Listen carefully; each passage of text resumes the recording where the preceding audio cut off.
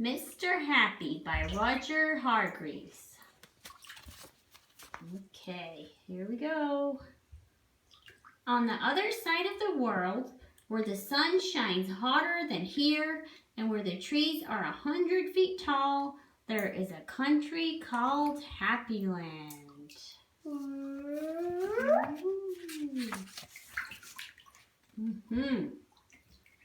As you might very well expect, everybody who lives in Happy Land is as happy as the day is long. Wherever you go, you see smiling faces all around. It's such a happy place that even the flowers seem to smile in Happy Land.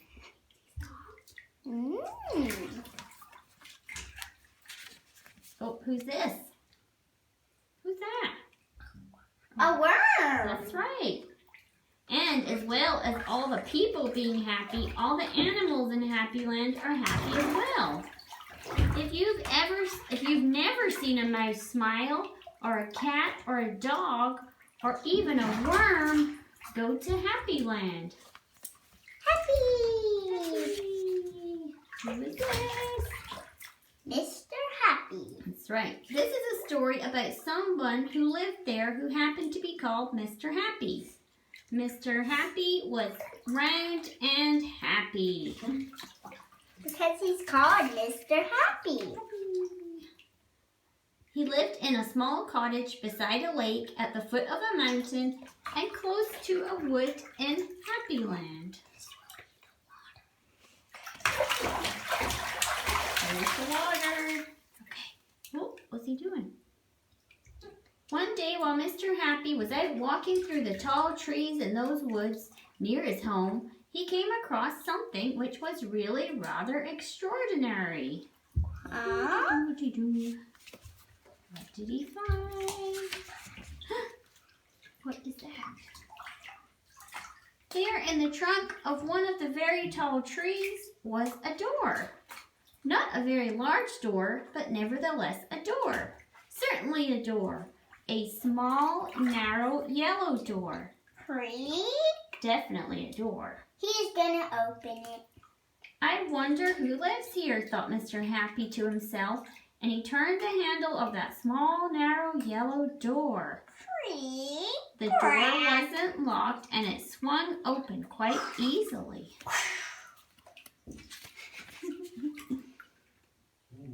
Just inside the small, narrow, yellow door was a small, narrow, winding staircase leading downwards. Mr. Happy squeezed his rather large body through the rather thin doorway and began to walk down the stairs. The stairs went round and round and down and down and round and down and down and round. Down, down, round, round, down, down, round, That's round. a lot of down and Down, round, down! Okay. Eventually, after a long time, Mr. Happy reached the bottom of the staircase. He looked around and saw, there in front of him, another small, narrow door, but this one was red. Creak, creak. Uh-oh. Mr. Happy knocked on the door. "Who's there?" said a voice, a sad, squeaky sort of voice. "Who's there?" Who's that? Mr. Happy pushed open the red door slowly, and there, sitting on a stool, was somebody who looked exactly like Mr. Happy, except that he didn't look happy at all. In fact, he looked downright miserable.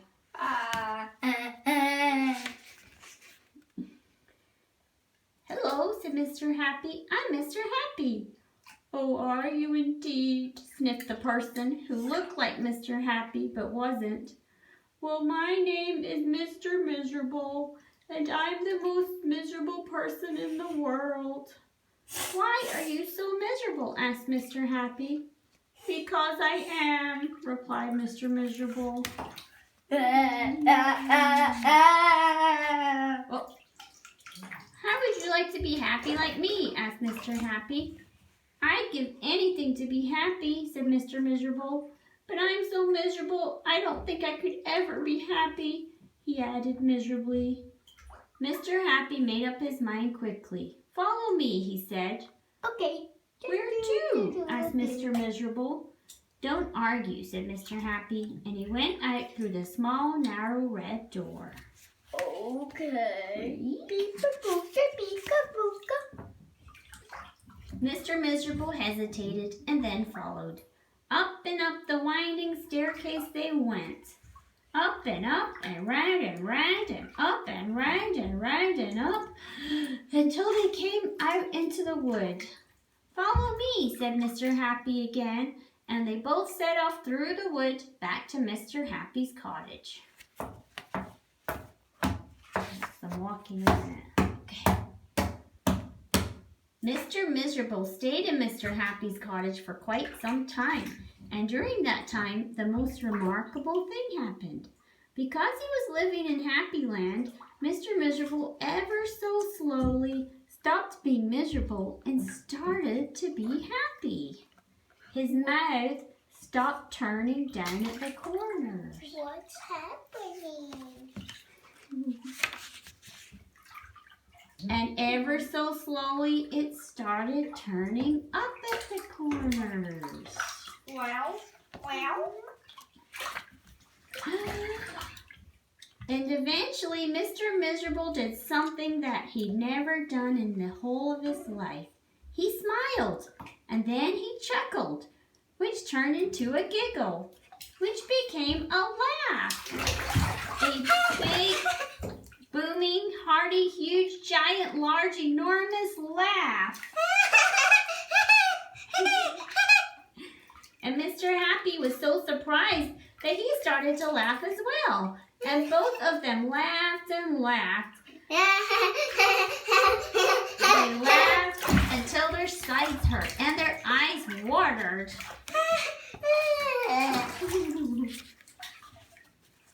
Drip drop. Mr. Miserable and Mr. Happy laughed and laughed and laughed and laughed.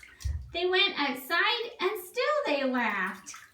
And because they were laughing so much, everybody who saw them started laughing as well. Even the birds in the trees started to laugh at the thought of somebody called Mr. Miserable who just couldn't stop laughing. Do you know which one's which? I don't know. There we go. And that's really the end of the story, except to say that if you ever feel as miserable as Mr. Miserable used to, you know exactly what to do, don't you? Yes. Go to Happyland, of course. And just turn your mouth up at the corners. Go Well, on. well. Yay. The end. Look at me. And here's Mr. Happy. Look at me. Uh-huh. Show my face.